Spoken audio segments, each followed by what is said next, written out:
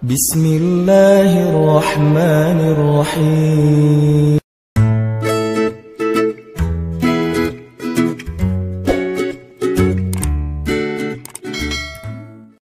Alhamdulillahirabbil alamin. Alhamdulillah wa kafa.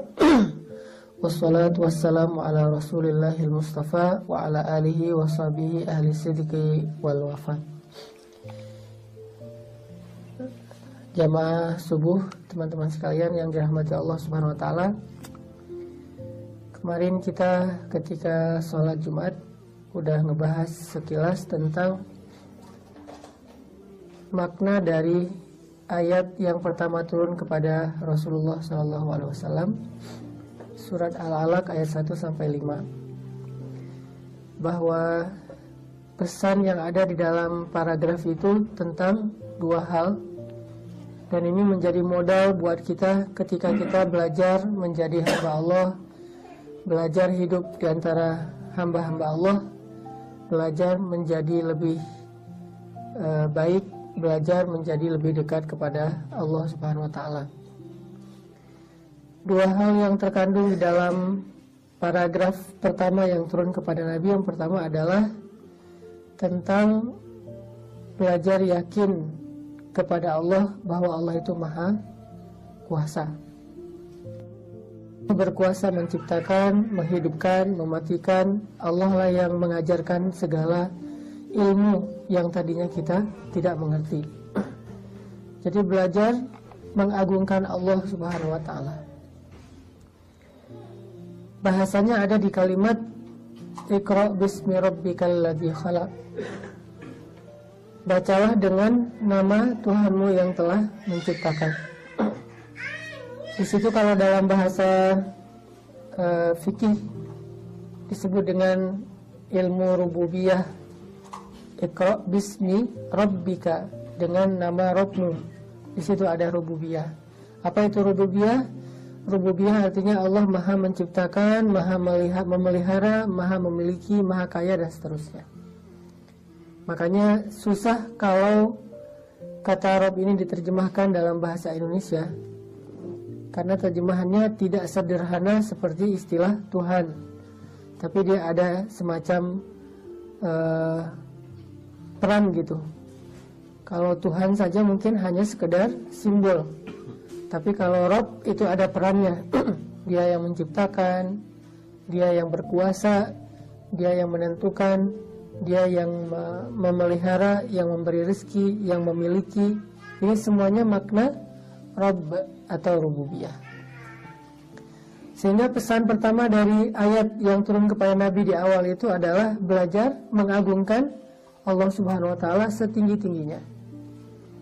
Mengagungkan Allah di sini bukan hanya dalam bentuk ucapan lisan, tetapi mengagungkan Allah yang lebih dalam lagi adalah ketika kita yakin kepada Allah Subhanahu wa taala di dalam hati. Karena banyak orang yang mengagungkan Allah dengan lisan tetapi hatinya tidak beriman, maka itu disebut dengan orang-orang munafik. Wa minan nas may yaqulu amanna billahi wa bil yaumil akhir wa ma hum bimu'minin. Di antara manusia ada yang yakul itu berkata dengan lisan, kami beriman kepada Allah dan hari akhir, tapi kata Allah, jadi Allah mengkomentari kata-kata mereka. Ibaratnya mereka posting nih, Allah komen. Postingan mereka apa? Captionnya, kami beriman kepada Allah dan kepada hari akhir. Terus Allah komen, kata Allah, wa ma hum bimu'minin, mereka tidak beriman. Kenapa Allah justru menolak keimanan mereka padahal mereka sudah yaqulu, berkata dengan lisannya?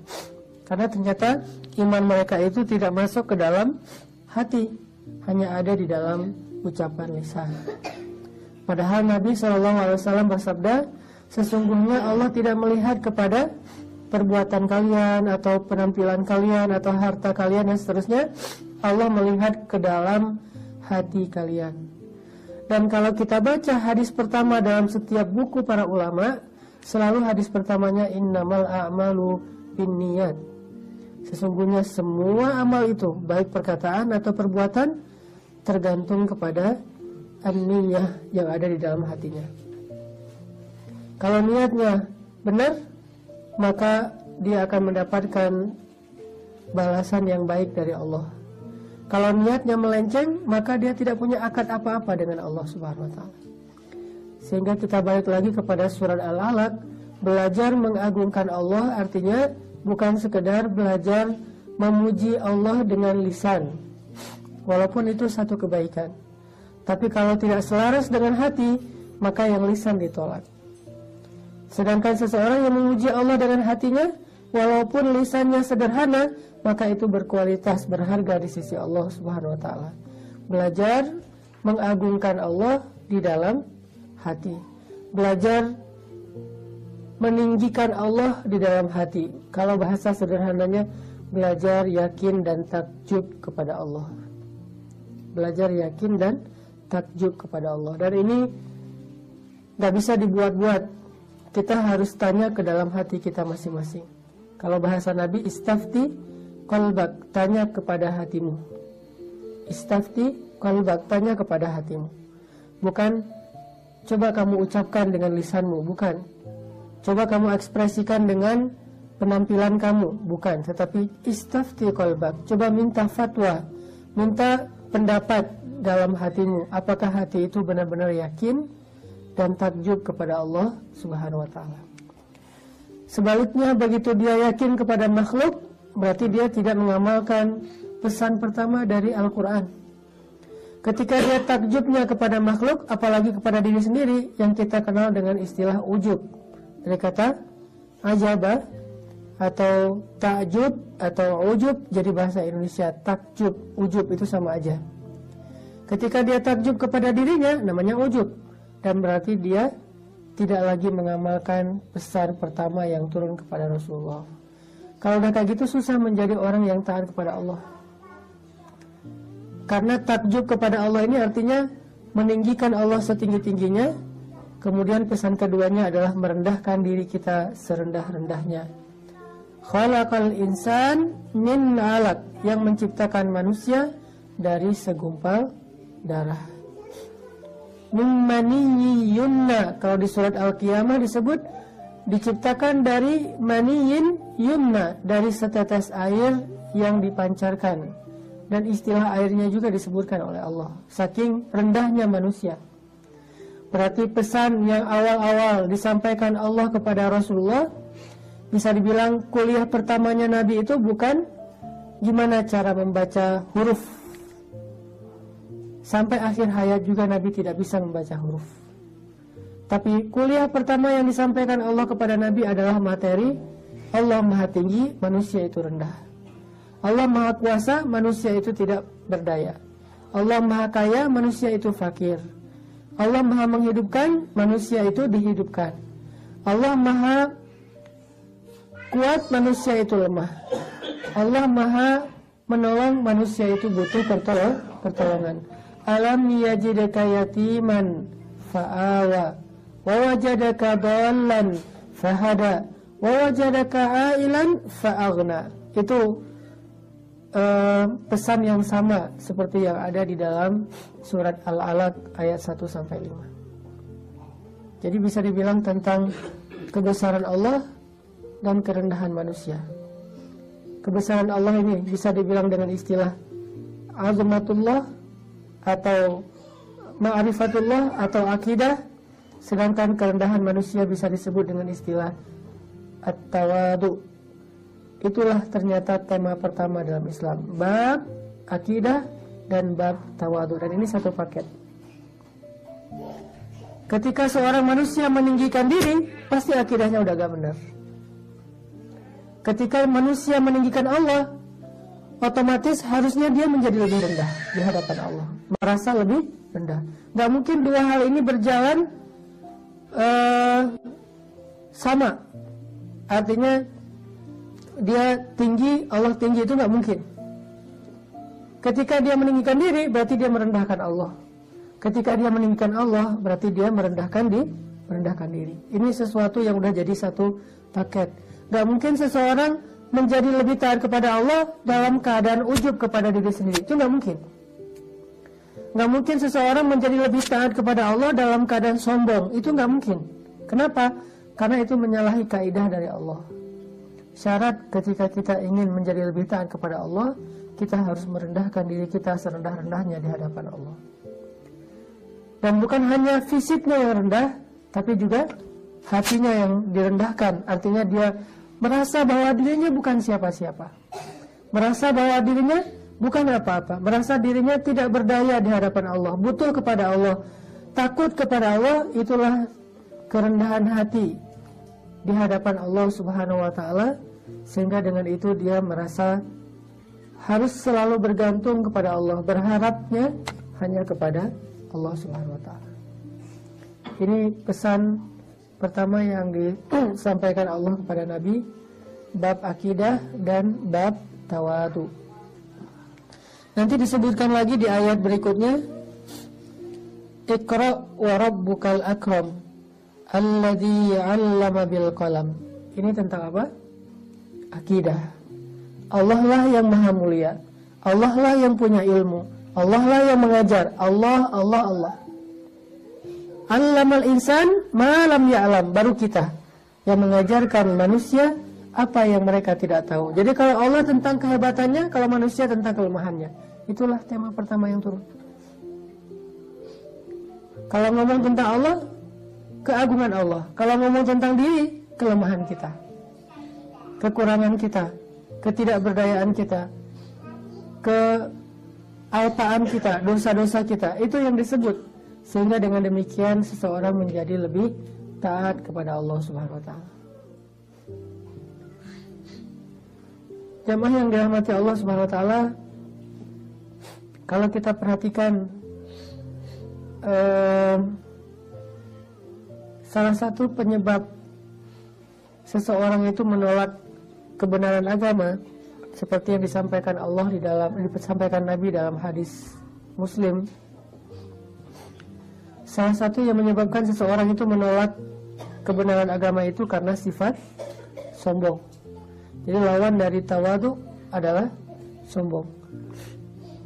Kadang ada orang yang bilang yang ikhlas jangan sombong. Itu bukan dua kata yang berlawanan. Di Indonesia itu banyak dari kita menggunakan dua istilah yang kadang-kadang sebetulnya dia nggak klop gitu. Kalau tawadu lawannya sombong, kalau ikhlas lawannya riya. Apa bedanya sombong sama riya? Kalau sombong itu dalam urusan dunia, kalau riya itu dalam urusan agama atau ibadah. Jadi kalau orang misalnya merasa dirinya pamer kepada orang lain tentang ibadahnya, dia cerita-cerita tentang ibadahnya, itu namanya bukan sombong, tapi riya. Tapi kalau dia cerita-cerita tentang hartanya, jabatannya, pekerjaannya, hal-hal yang sifatnya duniawi, itu namanya sombong. Cuman semua ini adalah amal hati, sehingga kita nggak boleh menjudge seseorang itu riya atau sombong karena kita tidak tahu isi hati orang lain. Terus gimana dong? Ilmu riya dan sombong, tawadu dan ikhlas adalah ilmu untuk kita menilai hati kita sendiri, bukan menilai hati orang lain. Gak boleh kita menjudge dia tuh sombong ketika dia posting ngaji. Kayak misalnya setahun yang lalu, alhamdulillah, misalnya di Indonesia itu ada Muzammil yang banyak memposting bacaan Al-Quran sehingga cukup ngehit. Ada yang komen di postingan itu, gak boleh riya dengan bacaan Al-Quran. Berarti dia menjudge isi hati orang lain. Padahal tidak ada yang tahu isi hati seseorang kecuali Allah, kemudian orang itu sendiri. Bisa aja niatnya adalah syiar, dan terkadang amal soleh itu lebih baik disiarkan, ditampakkan supaya menjadi teladan. Muncullah hadis Nabi, siapa yang memberikan teladan yang baik, man sanna sunnatan hasanah. Bagaimana akan jadi sunnah hasanah kalau tidak ditampakkan? Berarti nggak semua amal itu harus disembunyikan. Karena kalau disembunyikan tidak ada yang meniru, tidak menjadi tren. Alhamdulillah gara-gara Muzammil tampil, manggung, akhirnya membaca Al-Quran itu menjadi tren tanpa harus mengubah penampilan. Dulu Muzammil sebelum kita buat pemuda hijrah, beliau membaca Al-Qurannya udah bagus, cuman tidak mampu dengan gaya aktivisnya. Lalu saya bilang, Muzammil ganti penampilan, coba pakai baju flanel kotak-kotak biasa standar, pakai kupluk kalau perlu, walaupun sekarang udah normal lagi, pakai kupluk, coba baca Quran, jadi imam. Mudah-mudahan itu jadi tren yang positif, karena kita dulu punya misi membuat tren yang menghilangkan gap antara youth sama Islam. Itu misi pemuda hijrah. Selama ini ada gap yang cukup besar antara Islam dengan youth. Seolah-olah kalau udah lebih religi kurang gaul, kurang main, kurang asik. Kalau udah asik harus jauh dari agama, kurang taat. Nah, ini seolah-olah selama ini ada gap, sehingga kita munculkan hashtag taat tapi asik. Dan misinya apa? Menghilangkan gap. Salah satu bentuk trennya, coba kita panggungkan sosok anak muda lulusan ITB tapi ngajinya bagus dengan penampilan yang tetap anak muda. Kita panggungkanlah Muzammil. Ada yang komen misalnya itu riya segala macam, ini urusan hati masing-masing. Nahnu la nahkum illa bizzawahir, kata Umar. Kita nggak boleh menghukumi sesuatu kecuali dengan yang tampak. Adapun yang tidak tampak, kita tidak boleh menjudge atau menghakiminya. Akhirnya sekarang menjadi tren sampai ada siapa yang gimbal tapi baca Quran, kan ya? Tren itu berkembang terus, kayak bola salju, makin lama makin besar. Terus anak-anak SMA banyak yang posting, lagi post di sekolah baca Quran, posting di Instagram. Dan mungkin sebagiannya memang tidak ikhlas, sebagiannya ada yang pengen eksis di sosmed. Tapi jangan sampai gara-gara kita ngerasa tidak ikhlas jadi tidak beramal. Ya, itu juga salah satu jebakan setan. Gimana caranya Ustaz? Ya udah beramal aja. Karena ikhlas itu adalah kematangan jiwa. Ketika seseorang sudah matang, maka ikhlas itu akan mudah. Awalnya mungkin dia akan mengalami fase-fase puber. Ada yang puber hadis sahih. Lalu tahu satu hadis sahih, semua orang sesat, cuma dia doang yang masuk surga gitu. Ada yang puber hadis sahih, ada yang puber ibadah sunnah. Padahal ibadahnya sunnah, tapi orang diwajibkan, kamu harus. Allah aja nggak menyuruh dia untuk melakukan itu dengan kata harus. Nabi aja nggak mengharuskan gitu, tapi dia haruskan kepada orang lain. Ada yang puber dengan zikir-zikir, ada yang awal-awalnya kayak gitu, riya muncul. Bahkan Imam Syafi'i juga pernah mengatakan, ta'allamtul ilma li ghairillah fa'abal ilmu ayyakuna illa lillah. Dulu tuh saya belajar ilmu bukan karena Allah, kata Imam Syafi'i, tapi karena pengen disebut ulama, pintar, hebat, syekh dan seterusnya. Tapi setelah saya belajar ilmu itu menuntun saya kepada Allah. Ya, jadi jangan tunggu ikhlas baru beramal, tapi beramal dulu, Allah yang akan menuntun hati kita biar ikhlas. Kita berusaha, tapi jangan sampai, kenapa kamu nggak sholat berjamaah? Takut riya, kan? Kenapa nggak hafal Quran? Daripada saya nanti hafal Quran disebut hafiz terus masuk neraka.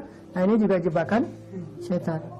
Artinya bab tawadu dan sombong, bab tawadu dan sombong, ikhlas dan riya adalah bab a'malul qulub, amalan-amalan hati. Karena dia amalan hati, la ya'lamuha illallah, tidak ada yang tahu kecuali Allah. Innahu alimun bidzat.